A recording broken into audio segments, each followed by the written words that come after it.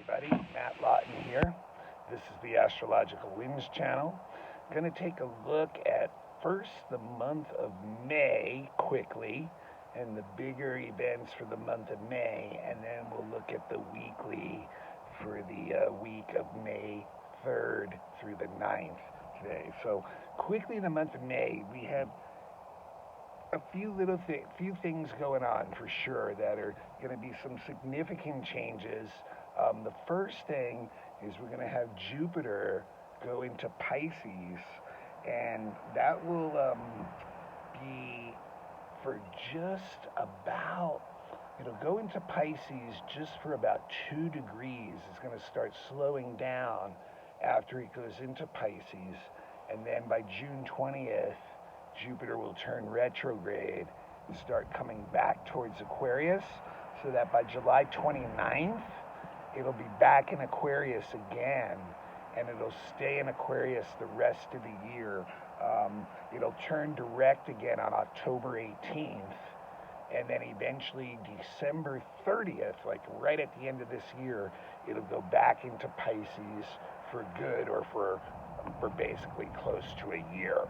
So nice shift. When Jupiter goes into Pisces, it's one of the signs that Jupiter traditionally rules. So Jupiter is very, very comfortable in Pisces, especially the spiritual part of Pisces, of just really the interest in spirituality, religion, mysticism, expanding our world philosophical view on those levels and finding a unity. Pisces is all about making or understanding on a certain level that everything is connected somehow together. So it's seeking to connect into that all the time. It's running that program. So when Jupiter gets into Pisces and is one of the signs that's most interested in the mystical or spiritual or religious side of things, it's really a nice marriage that happens between the two of them. And that's why Jupiter rules Pisces traditionally. And so we're going to be in this space where we can really get a lot of expanded knowledge and wisdom coming to us from all different sources during that time period that really start to expand our world view or our spiritual view, our philosophies, our values, may want us to take up new things to study in order to push that even more, or maybe even travel to places where we'll be more exposed to those kind of things. Now, the thing is, this is only a little bit of a taste, really. It's not really the year 2021 of Jupiter in Pisces. It's really the year of Jupiter in Aquarius. So this is, like I said, we're only going to have about about 2 months, 2.5 months of this little taste of Pisces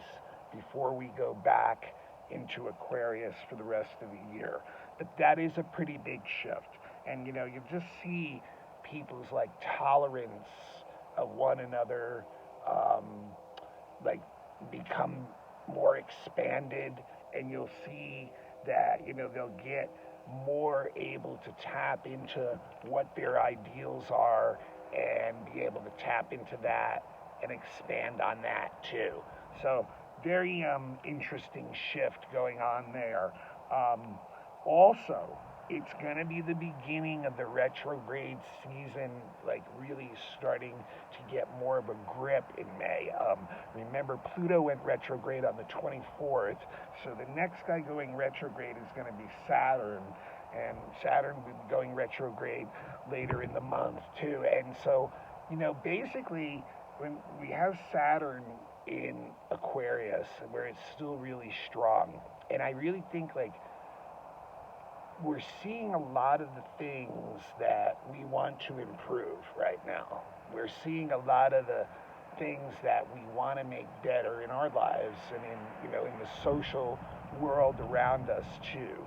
and how we can affect that and how they're married together. So when Saturn's going to go retrograde for several months, it's really going to be like kind of taking a step back and seeing, how can we actually approach this? We have this, Pisces idealism with the Jupiter expansion, but the Saturn's like, that's all well and good, but we still need to get down to like how we're going to take these ideals of Aquarius, the ideals of Pisces too, the two last signs in the zodiac, both most interested in the collective energy more than the others. Like, how are we going to, like, Saturn's going to be like, how can we do this?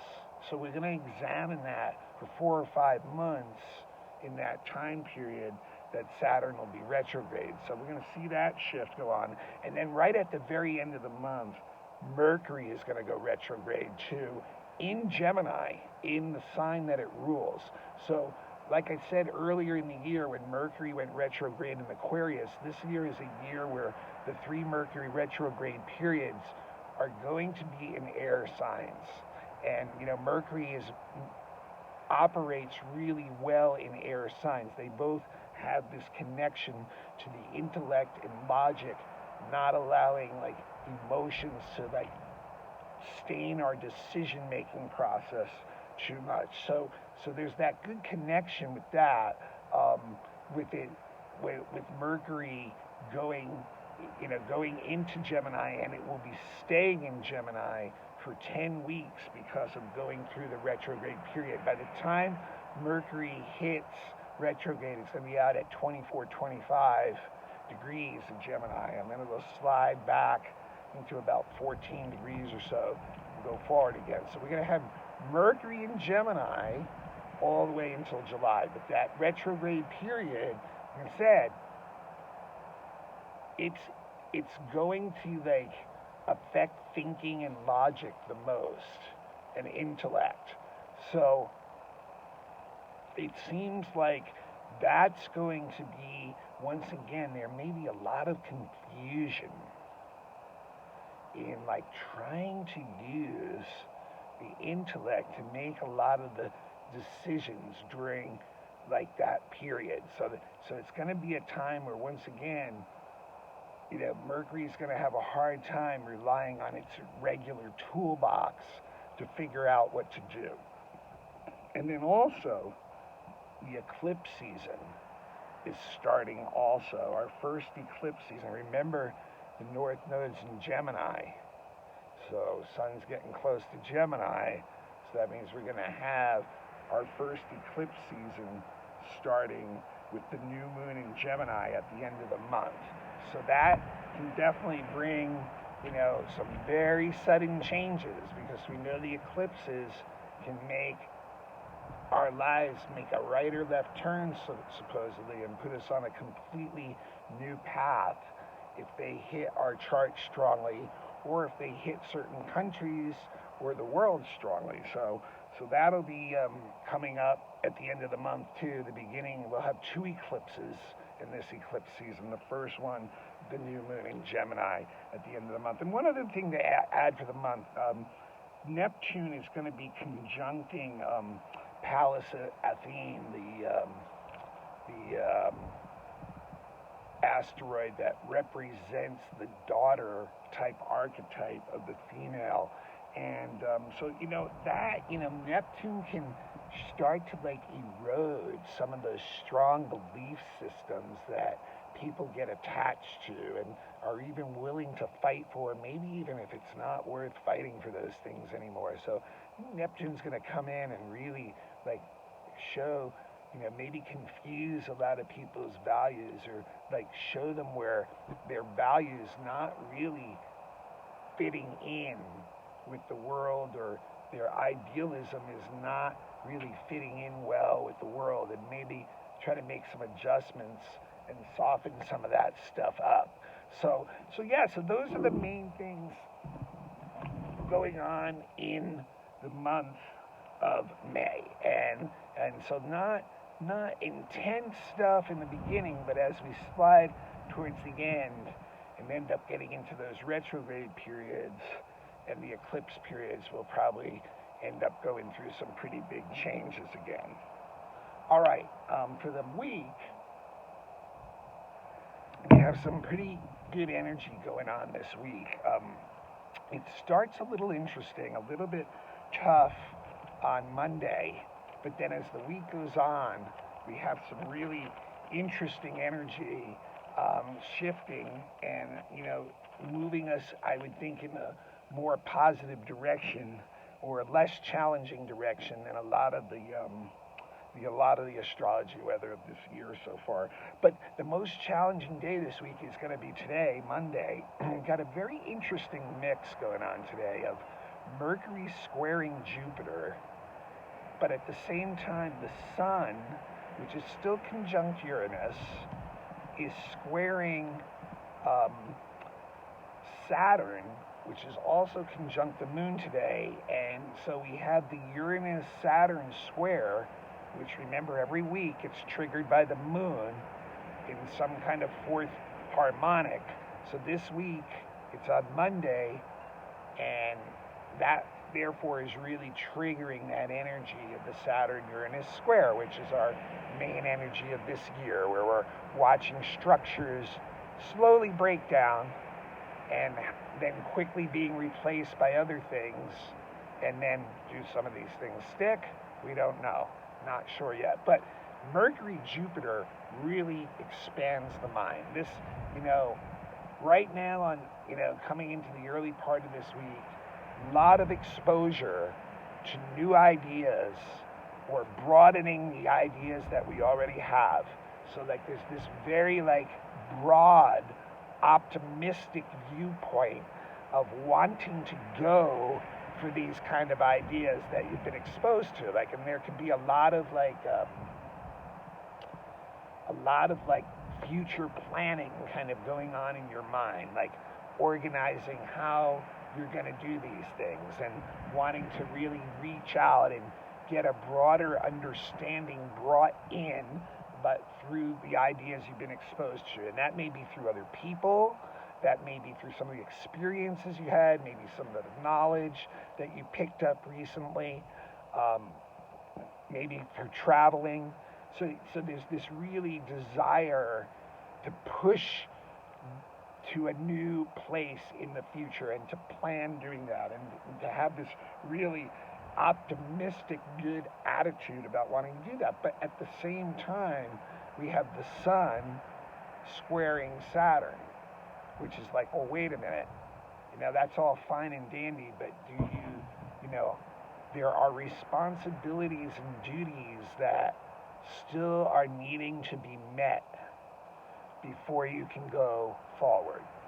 So, these may feel really restrictive to our life energy, our life force, where we want to go right now.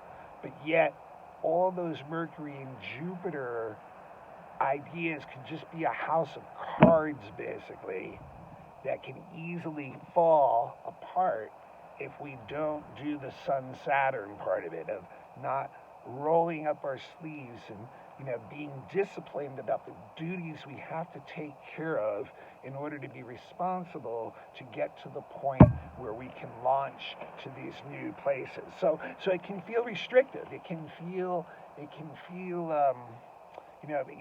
if taken to too much of an extreme, can get you into a negative headspace. And it is emotionally challenging today because, you got that Moon, it's up there, and it's connecting with Saturn and Uranus. So it's running through that thing of feeling, my duties, the things I have to do are just, pressing down on me. And this is not what I really want to do. I don't feel like this. And then that Uranus can kick in and get that rebellious streak, that flippant kind of energy that wants to, express itself, but it's not really balanced. So it's kind of like a little bit chaotic, hitting you a little bit like, some upsetting ways. So, and then we also have the square of the Moon and Sun happening at the same time. So there's that tension between the emotions wanting that new thing to come in too, just like the Mercury-Jupiter.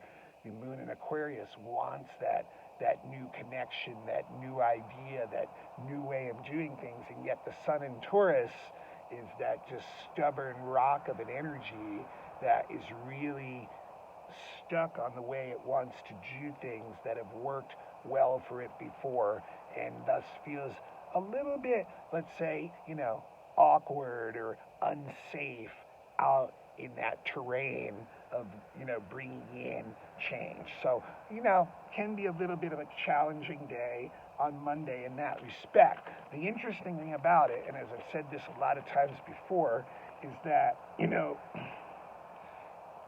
Jupiter and Saturn can find a nice balance together, so that's where you can work with this of like, yes, I have a big plan.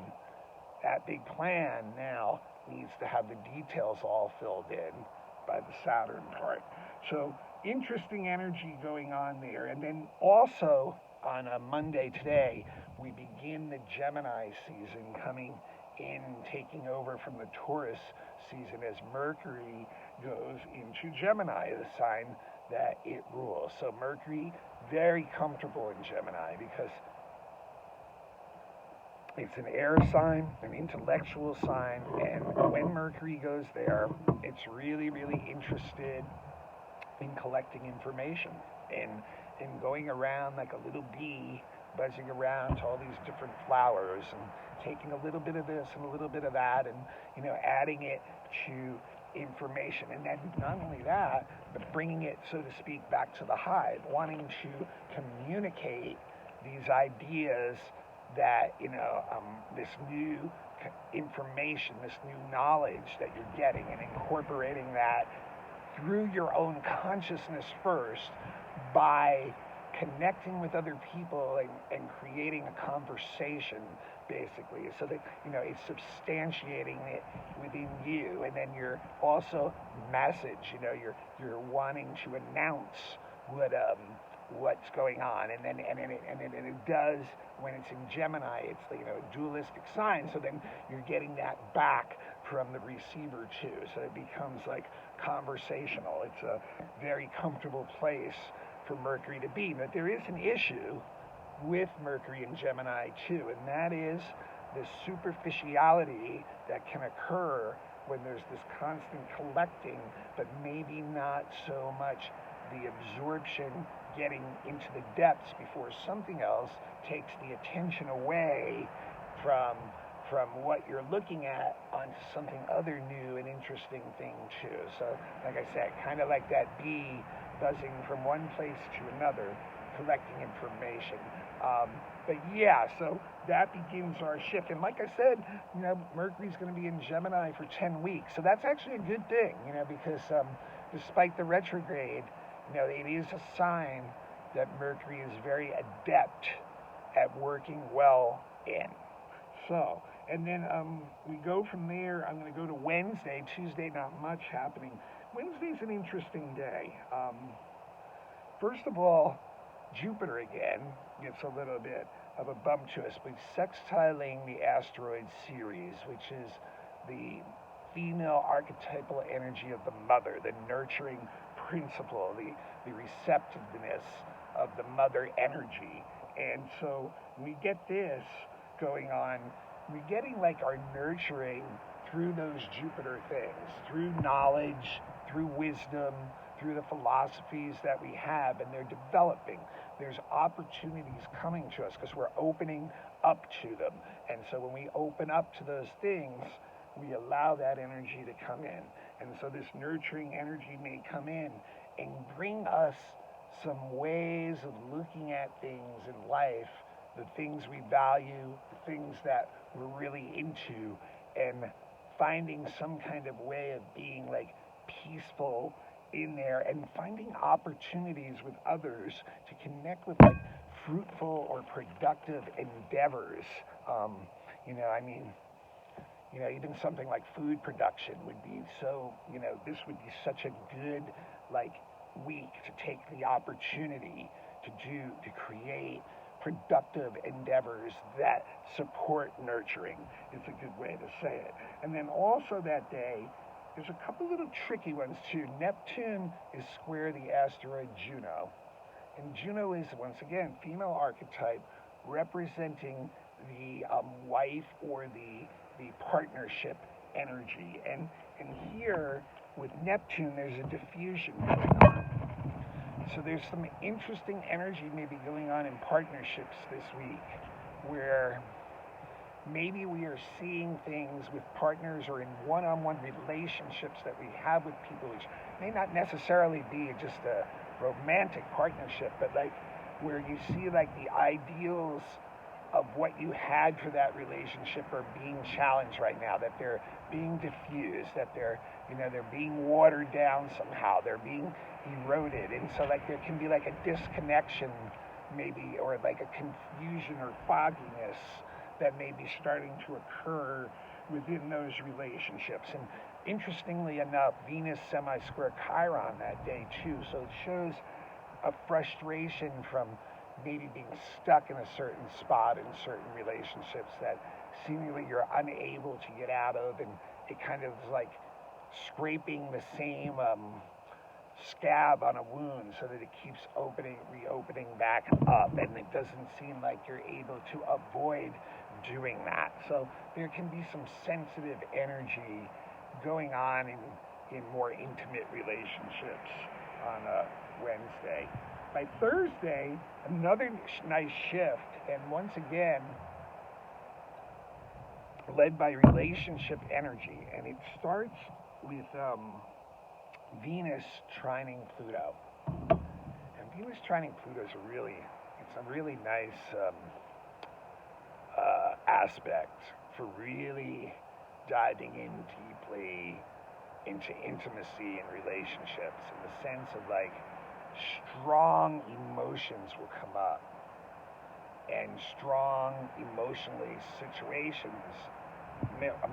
situations that are very powerful experiences, that are very transformational experiences within the framework of the relationship. So a lot of stuff can be moved between people and cleared in a harmonious way because there's a willingness that's going on, and it can really open up brand new avenues of depth in the connection that you have with others.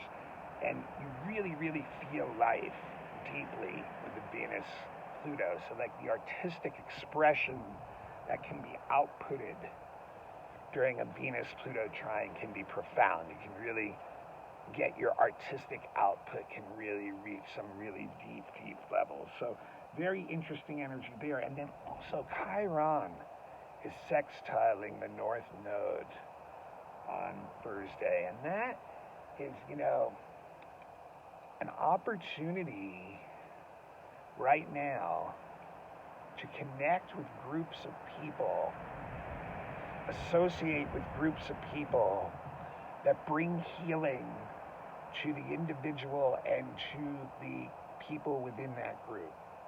So this is a really, really ideal opportunity to create new groups, new community, new connections with people, that there'll be a sharing of wisdom that all can be on both ends of the giving and receiving of. It's an opportunity again, so it's not like going to happen unless you pursue it. But there is likely, any kind of exposure to something that you feel is bringing in that kind of energy, of healing energy, is likely to flower with this aspect if you put some energy into it this week. And then finally, we get to the weekend, and mainly Saturday is where the action is on the weekend. First of all, a super sweet aspect, Venus square Jupiter. I mean, all I can say is have fun this weekend. Have a really, be good to set up some kind of something that you're doing with friends or a group socially, because that's just a beautiful energy that goes on with Venus and Jupiter. Just real good times, happy times, fun socializing times. possibly new relationships that are formed. Um, just I mean, the only issue with this is that people have a tendency to indulge or maybe get a little bit extravagant, maybe waste some money or time in that sense. But it's really a call to just relax and have some fun and connect with people who you care about and want to be with. And then Venus joins the Gemini parade later in the day. It goes into Gemini, and when Venus goes into Gemini, it's very like vivacious, fun-loving, socializing, wants to go out, meet new people, have new experiences socially, very open and lively, fired up energy. But it doesn't, it doesn't really go for the deep emotional connection though. It's more of a like superficial or kind of like more coming from the intellect kind of connection, but it can be really witty, it can be really fun, humorous, sharp, inquisitive, fun type relationship. So, just a nice little shift going on there too. Of course, Venus in Taurus is in rulership, where it really likes to be, but it doesn't mind being in Gemini either, and definitely likes to have some fun during those times. And then Ceres, the asteroid that represents that mothering archetype, is also going to change signs on Saturday, and it will go into Taurus. And that's, Ceres, once again, it's like about nurturing. So when it goes into Taurus, it's going to want to get nurturing from the things you have, the material things that you rely on that make you feel comfortable is where you're going to, fall back on. So like food and even like, also touch therapies like massage and things like that, or something there you can really tap into a nurturing energy while Ceres is in Taurus. But just to really like wanting to enjoy the things we have and feeling solid within them, and knowing that that's what makes you feel good and feeling nurtured inside. The only danger with it is like Ceres and Taurus sometimes can bring up almost like a hoarding attitude if you're feeling like insecure about your basic needs and nurturing. So you can have a tendency to just want to hoard it in instead, hoard things instead. So that's something to look out for a little bit. But for the most part, it's finding security and nurturing in the things that we normally get that from. And so the week really, for the week, really feel like it's one of the less stressful weeks of the year so far, and that there's like a lot of opportunity. I mean, I kind of feel like it's one of these situations where it seems like there's been an expansive download that many people in the world has gotten in the last week or two, and now it's created like opportunities like in the mind and possibly even through connections. So like now what are we going to do with these opportunities? The Gemini energy is like, make those connections together, and see where that leads, because we're always greater when we're than when we're making connections. The energy can really step up and be greater than the sum of its parts, and it seems to be saying that we can get a lot of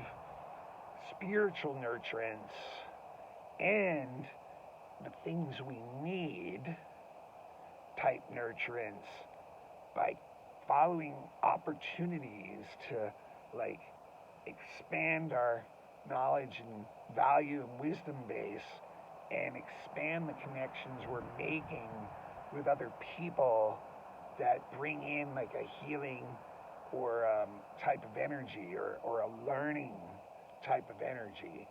So really feel like it's a positive week if you take the actions that you could push the energy in a really like forward direction for yourself. If you act on some of these things that you've been exposed to, that have let's say, opened up your receptivity and the way you look at life in a philosophical way across the spectrum. So yeah, so they take this opportunity and use it. It's been a tough year. There's been a lot of challenging aspects. So this is a way we can get some value out of like some of the hard things we've gone through, and we can learn from, and then create something that's a broader, wider vision for ourselves and for others. That's going to bring in nurturing and the healing energy that we need. All right, this is Matt Lawton. This is the Astrological Winds channel. It is on YouTube. Become a YouTube follower, or get a YouTube account, become a follower, and then turn on your notifications, and you'll never miss one.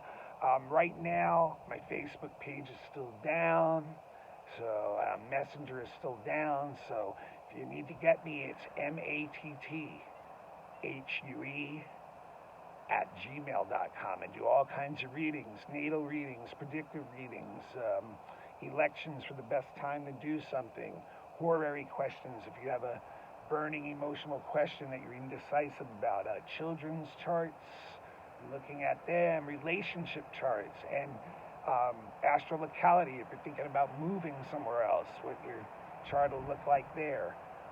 All kinds of services. Also classes available on the beginner's level, $25 a class, download off of Dropbox. The blog is also available on all kinds of podcasts. Just go in and look up Astrological Winds channel. You should be able to find it on one of your favorite podcasts. And blog's a free service. And the best thing you guys can do for me and for the world and for all of us, and it just fits right in with the astrology this week, is to please pass the blog on to anyone who you think would be interested. People want to donate, willing to donate, same email, matthue@gmail.com. You can look me up on Zelle if you want to do that. And if you want a reading, email me and talk prices, and we'll set up a time. All right, Matt Lawton, Astrological Winds channel. I'll be back next week for the weekly, and we'll be going into another new moon, I believe, we'll be heading for next week. So that'll be a new moon we'll be getting with next week in Taurus early in the week. So that'll be definitely one of the big focuses for next week. All right, until then, it's Matt Lawton signing off. See y'all soon.